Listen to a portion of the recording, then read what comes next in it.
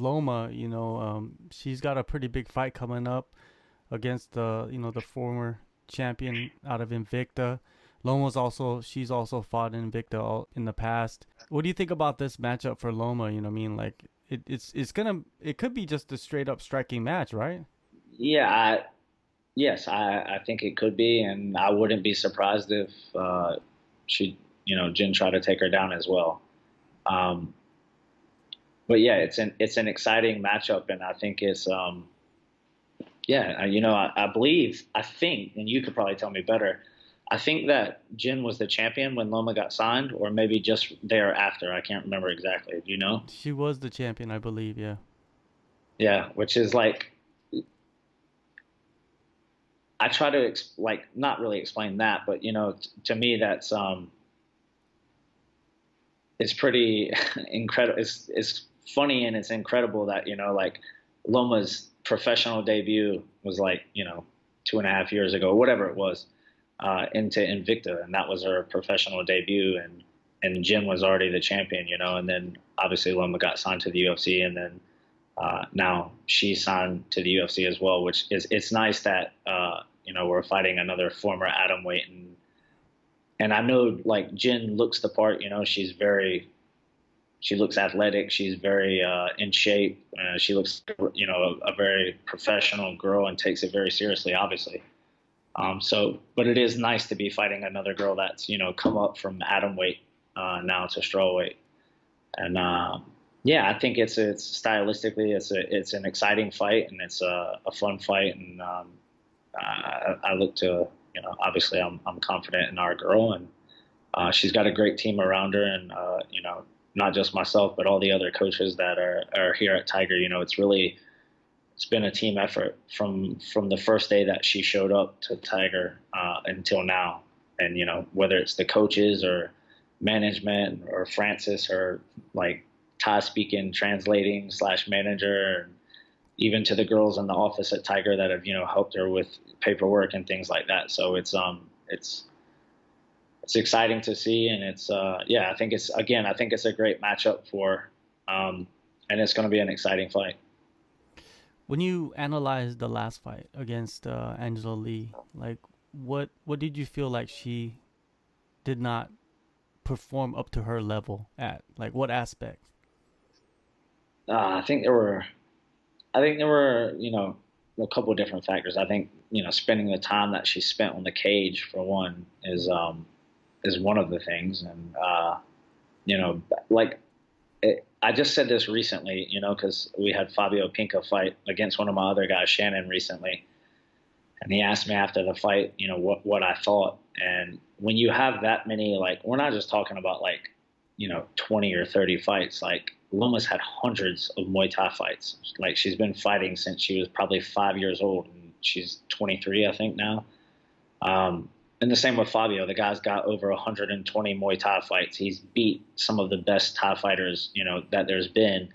He was the Rajadamnern champion. Like that guy's done pretty much everything you can do as a foreigner in Muay Thai. He's one of the most decorated people. But that doesn't like Muay Thai is not MMA striking. It's completely different. I mean, you look at like Khalil, for example, when he fought Gokhan Saki. On paper, people probably were like, "Oh, this guy's going to get smashed. It's Gokhan Saki," but it is not the same. It's a completely different sport. Like some of the things, obviously you're doing the same thing or similar things, but it's a very different form of striking. And that's what I told Fabio after his fight. I just said, I think some of your habits came back that you're used to doing in Muay Thai, and a lot of that showed up in your first MMA fight. And Shannon's a good fighter, man. He's not a pushover, especially striking. Like that's what his forte is.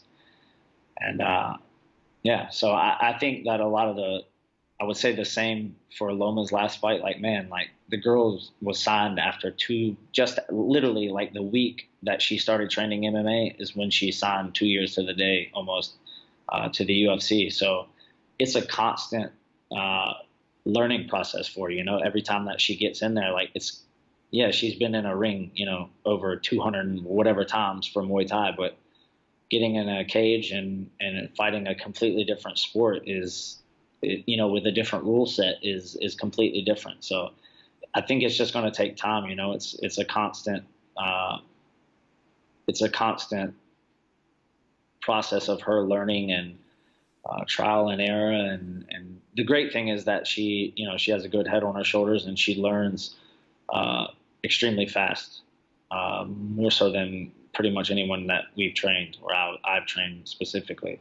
But yeah, I think that, you know, spending time on the fence and a bit like backing up a little bit from the last fight and stuff, just some things that I don't think that she fought she was on that night like normally. And I think that had something to do with it, but that's like nothing to take away from Angela Hill, because she won the fight fair and square, and she did a great job. She knew what she had to do, and she implemented her game plan, and it worked. And I think it was a close fight, but as a coach, you know, with somebody that's so young, I just try to, I watched the fight with Loma when she came back after COVID, because like she went home and she was going to come back, and then COVID happened. So I didn't really get, you know, there was, I think, a month and a half post fight that, you know, until the lockdown was over and she came back, that I didn't really get to sit down and watch the fight with her. And so I had her mom come over with her, and I had my wife explain exactly, like, you know, your foot should have been here, or this should have been that. And so, yeah, I think she learned a lot by watching that fight back. And Loma's very competitive, man. She's super competitive. And I think that, yeah, it's just time, and, you know, it's so new to her all. And I think people like forget that. And obviously, you know, it doesn't matter once she's in there. She's in the UFC. You know, it's not like everybody in the UFC for the most part they're good. It doesn't matter whether it's the last ranked girl in the UFC or the, you know, the number one. Everybody's good. So it's, she's fighting at a super high level and kind of learning on the fly. It's like that we're in the middle of watching her evolve, you know, from strictly a Muay Thai fighter into a complete mixed martial artist, and we're kind of in the middle of that, right? And she's doing it in the UFC, which is kind of unprecedented, don't you think? Yeah, very much so, man. It's yeah, I know that, like, there's, you know, fighters from certain areas of the world maybe get into the UFC with, you know, less fights than if you're American or something like that. Or, you know, they need females and stuff like that. But yeah, when you take somebody that was at the level of Muay Thai that she was at, and then you know, come to, it's not like, you know, somebody that was 2-0 coming into the UFC, and they were from, you know, a country that the UFC went to, and they, you know, signed a couple like local people. I mean, that had already been training for a long time. You know, whether it was BJJ or wrestling or striking, but had been training BJJ. Like, this is like a girl that just like rocked up from like the middle of nowhere and learned everything outside of punching and kicking and elbowing, which is still, again, completely different in MMA. And so, yeah, just like you said, man, she's been evolving over the last couple of years, right in front of, you know, everyone's eyes, especially now in the UFC. She's been in the UFC, I think, about a year almost now. So it's, or right at a year. So it's, yeah, it's a constant like learning process for her as she evolves. Yeah. And she's fighting a weight class above, which is another struggle, you know? That's been like a complete, like, take all the grappling and punching and kicking out of it, man. That's like a completely different thing that, you know, she's not just dealing with the grappling and the wrestling and stuff. You know, it's been strength training and conditioning, and like, bro, Thai fighters, like some of the bigger gyms do like weight training, and there's very few gyms in Thailand that like properly do like strength and conditioning and things like that. Most of them are, you know, running once or twice a day and, you know, doing the same thing. It's, you know, the same thing. It's clinching, hitting pads, sparring, or boxing sparring, and, you know, rolling around with some weights afterwards. But it's, so it's a completely new process to her, or it was, you know, she's obviously adapted to it now, but yeah, it's very different. It's very different. Even the way that I have to coach her and handle her is different than I do with, you know, other foreigners.